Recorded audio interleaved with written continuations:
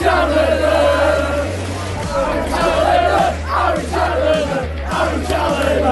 foot to top. Doncaster Rovers have done it. Hello there, ladies and gentlemen. I am the CHALL, your Doncaster Rovers fan, and welcome to this match review, of course, from the previous day's game against Sheffield Wednesday. Of course, Doncaster Rovers won, Sheffield Wednesday 3. Obviously, it's not the result that we all wanted. I'm going to go into a bit more detail about what I thought on the match, share my thoughts, and also share what we need to do going into that game against Accrington on Tuesday. The preview for that will come out on the Monday, so stay tuned for that. But for now, please like, comment, subscribe, click that notification bell so you never miss a YouTube video. Let's get straight into this. Now, before we get started, I want to give a big shout out to BBC Radio Sheffield, because of course, if you were listening, you'll know I was on the preview for that at around 2:15, live on the air with James from the Wednesday Till I Die podcast, which I was also on his podcast, which was released on the Saturday morning, I believe, Friday or Saturday, one of the two, I can't remember. But big shout out to James from Wednesday Till I Die podcast. Big shout out to Radio Sheffield. You know, I'd love to do more of these previews next season with Radio Sheffield, etc. It'd be great to do them. And yeah, you know, big shout out to all of them. First, obviously, we need to go through is the incident. So, towards the end of the first half, there was I'm not too sure what it was, whether it was a bottle or a milkshake or something like that. I've heard numerous places saying bottle, numerous places saying milkshake. I'm not entirely sure. But it hit a kid, and you know, especially when we're 1-0 up as well. Obviously, the result is, you know, whatever the result is at that moment is out of the window when it comes to people's health and people's safety. But when we're 1-0 up and you've got someone throwing a bottle and it's hitting a kid, what kind of mentality is that? Is that someone that just doesn't care about the club and just comes to cause trouble?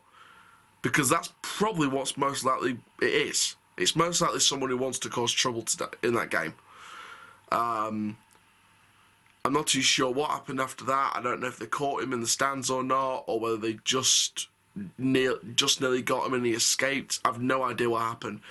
You know, it was literally only... It wasn't too long after I filmed that clip after we scored the penalty.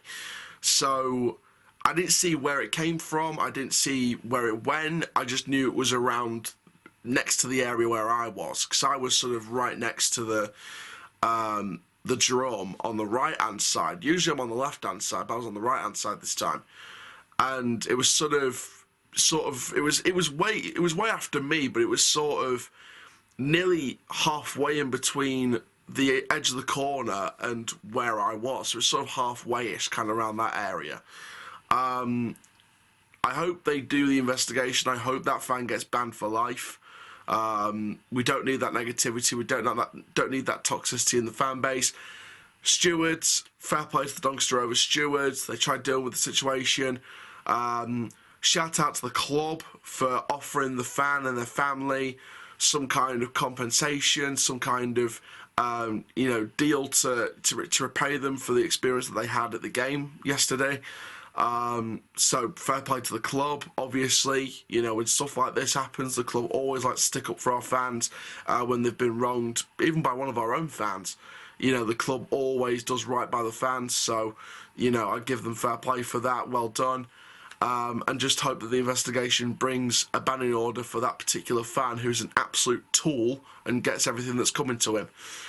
Moving on to the game, away from the incident, moving on to the game, I thought for 60, 70 minutes, I thought we were positive. I thought we looked like we could have got a few more chances in the back of the net if we took our chances a little bit better, got a little bit lucky with a couple of chances.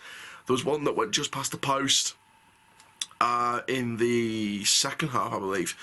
I think it was either a Lowe or Griffiths, one of the two, but I think they were both involved either way. It nearly went in, nearly, and you know, for those kind of chances, I think Gary said it as well.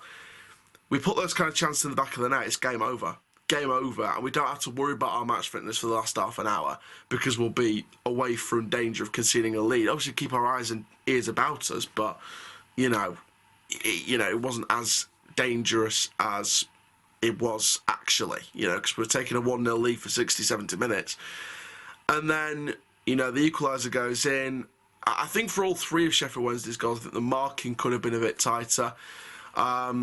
Obviously, stupid handball to give away that penalty. Luckily, Mr. Jonathan Mitchell. Now, I've got to speak about Jonathan Mitchell here because I said in my video when he signed for the club, I didn't know much about this. I didn't know what was going to happen with this signing. With this signing, it was sort of like a wait and see what happens because you got to look on the front page of it. Didn't get much game time at Hartlepool United in League Two, like mid-table League Two, sort of going towards that area. So if he wasn't getting game time at Hartlepool, why have we snapped him up? It was sort of like a question of why, and it's sort of like, okay, we'll see what happens. Hopefully he proves a lot of people wrong. For me, Jonathan Mitchell's proved me wrong. He's proved a lot of other people wrong. Spoke to him after the match. I said, you didn't deserve to concede 3 goals. You did very, very well. Keep your head up. We'll see you on Tuesday. And he was great. He was great about it. Jonathan's such a wonderful guy. All the players are wonderful to speak to. So Jonathan, for me, has proved a lot of people wrong so far, and I feel like, once again, he's earned his spot on Tuesday. Obviously, the Tommy Rowe injury is a bad one. I feel like Tommy Rowe being injured is obviously a bad thing. I did speak to him after the match, and, I think he was saying to me and he was saying to a lot of fans that hopefully this particular injury doesn't feel as bad as the other one, so fingers crossed he is available on Tuesday. We know Tommy Rowe. He'll give his everything for this football club. He'll give his heart, his body, his soul for the football club. So if he can do 90 minutes with that kind of injury, if he does not want to be benched, he will not be benched, and Gary McSheffrey will know that, and Frank Sinclair will know that. So if Tommy Rowe wants to play and feels like he can play, he will play, unless the manager is forced into not risking it. Unless the player doesn't feel up to it, he will play, in my opinion. Obviously, you'll see by my preview on Monday, I personally don't feel like he'll start on Tuesday, so that's a bit of a teaser for Monday's preview, but I don't think he'll start. But I feel like he may get some game time to maybe run it off a bit. So, we'll see with that, and obviously best of wishes to Tommy on that recovery. One of my main questions was, what was the half-time team talk? To be 1-0 up and then concede 3 goals by the end of the match. And, me and the other fans spoke to some of the players after the match, and I think the general feeling amongst the players was the team talk was just keep it going, keep doing what we're doing, and, just try everything we can. That seemed to be the general feeling going into the second half, just keep doing what we were doing. And I think, at the end of the day, I think we just ran out of fitness. I think it was literally a fitness problem. And rival fans and Rovers fans can look at that and say, well, why are we low on fitness in February? Why have we got players low on fitness in February? The simple answer is this. Most of the players in this squad at the moment, in the starting 11, let's take Sheffield Wednesday starting 11, for example. Our starting lineup against Sheffield Wednesday yesterday, for example. You had Jackson in there, you had Younger, you had Alowu, you had Mitchell in goal, you had Griffiths up front, you had Odobeko, you had Martin coming on for Rowe, you had Clayton on the bench, didn't come on. So, for me, look at the squad.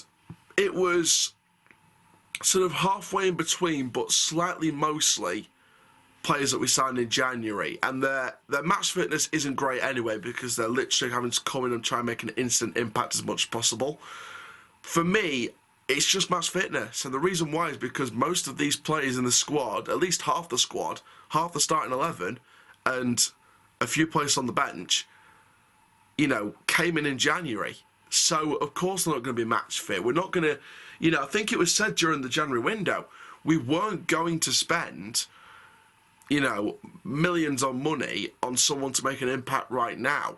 The best that we could afford was, someone who we need to give time for match fitness, because the players that we want to make an instant impact that were probably on our transfer list probably either weren't available or we just couldn't put the best price on them. So for me, it was just match fitness. Match fitness for the last half an hour.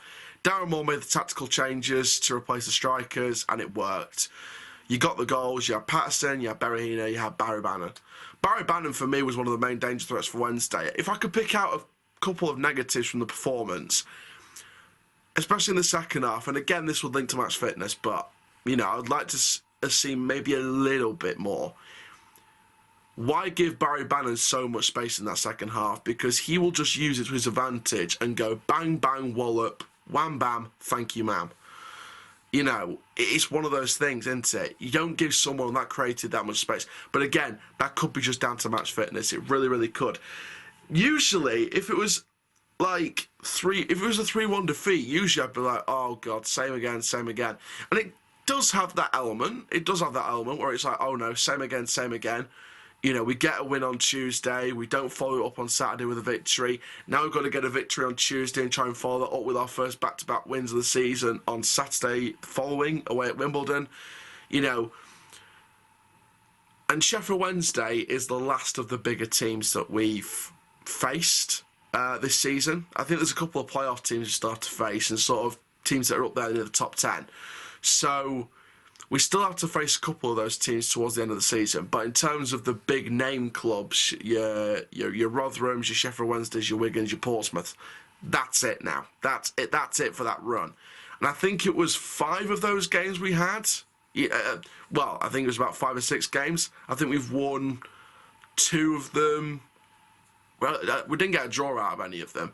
We lost 3 or 4 and we won a couple. So if you were to take me 6 points out of a possible 15, 18, out of the big name clubs that could have easily walloped us week in, week out, you know, would I have taken more than 6 points? Yes. Is 6 points acceptable for bottom of the league?